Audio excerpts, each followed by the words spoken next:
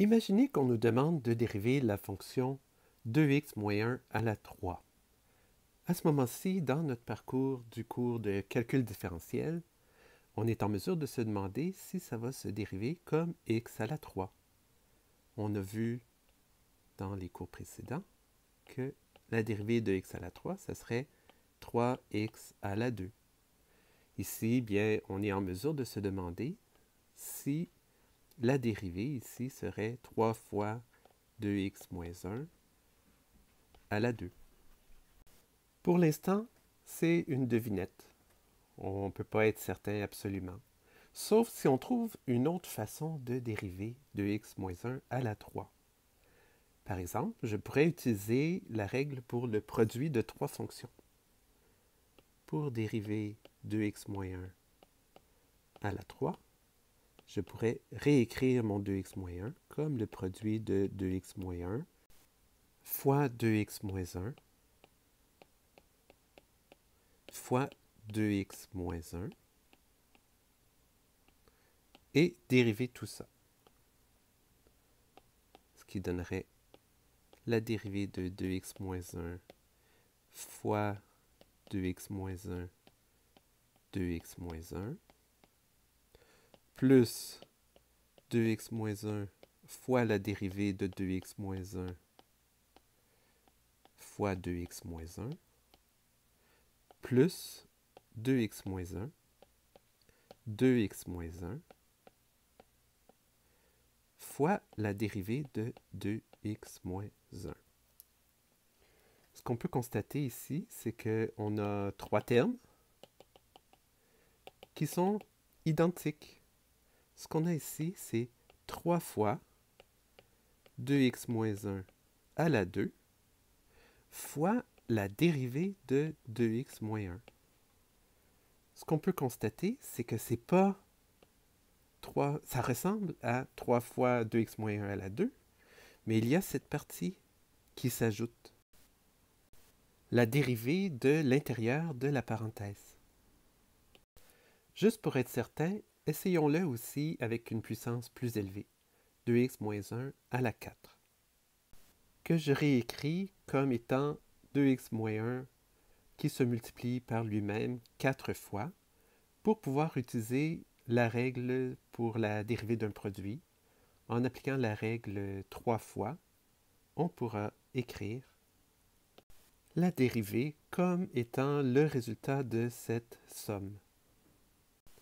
Remarquez qu'ici aussi, chaque terme est identique. On a 4 fois le même terme. Donc, 4 fois 2x moins 1 à la 3 fois la dérivée de 2x moins 1.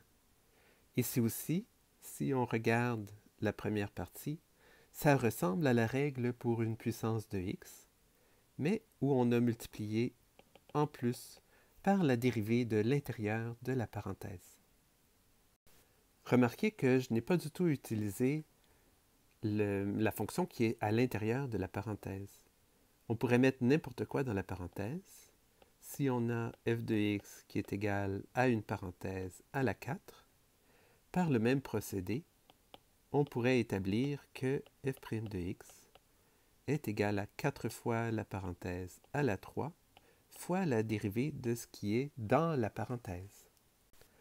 Et on peut remarquer en plus que si dans la parenthèse c'est x qu'on a, bien cette façon de faire est complètement cohérente avec la règle qu'on avait vue pour les puissances de x, puisque la dérivée de x est égale à 1.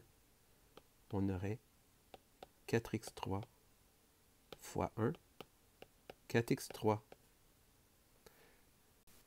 On peut en déduire la règle suivante que je ne démontrerai pas. Si f de x est égal à une parenthèse à la r, sa dérivée sera égale à r fois cette parenthèse à la r moins 1 fois la dérivée de ce qui est dans la parenthèse. Évidemment, ce n'est pas une notation mathématique très exacte, pour pouvoir l'écrire de façon mathématique plus rigoureuse, il faudra donner un nom à ce qui est dans la parenthèse. Ici, je vais l'appeler u de x pour simplement symboliser n'importe quelle fonction de x qui est dans la parenthèse. Pour les étudiantes et les étudiants du cours de calcul différentiel NYK, dans la numérotation que j'ai adoptée, c'est la règle 8. Si j'ai une parenthèse exposant r, sa dérivée sera r fois la parenthèse exposant r-1 fois la dérivée de ce qui est dans la parenthèse. Cette règle est un cas particulier d'une règle plus générale qui s'appelle la règle de la dérivation en chaîne. Elle va nous permettre de dériver des puissances plus élevées que celles qu'on pouvait faire avec la règle de la multiplication. Par exemple, la dérivée de 2x moins 1 à la 10. En appliquant cette règle, je sais que ça sera 10 fois 2x moins 1 à la 9 fois la dérivée de 2x moins 1, ce qui donne 10 fois 2x moins 1 à la 9 fois 2, 20 fois 2x moins 1 à la 9. Elle fonctionne aussi dans le cas d'un exposant fractionnaire, par exemple une racine carrée, qui correspond à l'exposant 1/2. J'ai donc ici la dérivée de f qui est égale à 1/2 fois 5 moins 3x2 à la moins 1/2.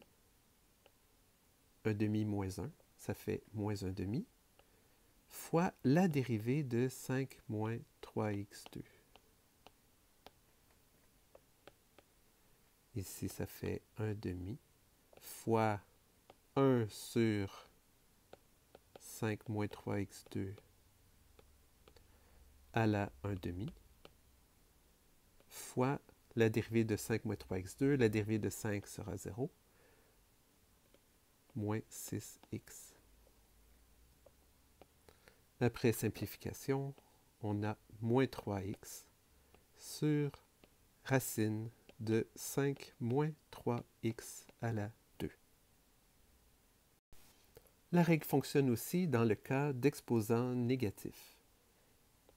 Ici, cette fonction, on pourrait bien sûr utiliser la règle pour le quotient de deux fonctions, mais on peut aussi réécrire cette fonction comme 4 fois x2 plus 1 à la moins 3. La dérivée, en conséquence, selon la règle, va donner 4 fois moins 3 x2 plus 1 à la moins 4 fois la dérivée de x2 plus 1. Moins 12 fois x2 plus 1 à la moins 4 fois 2x.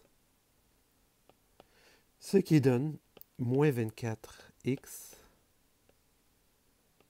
divisé par x à la 2 plus 1 à la 4.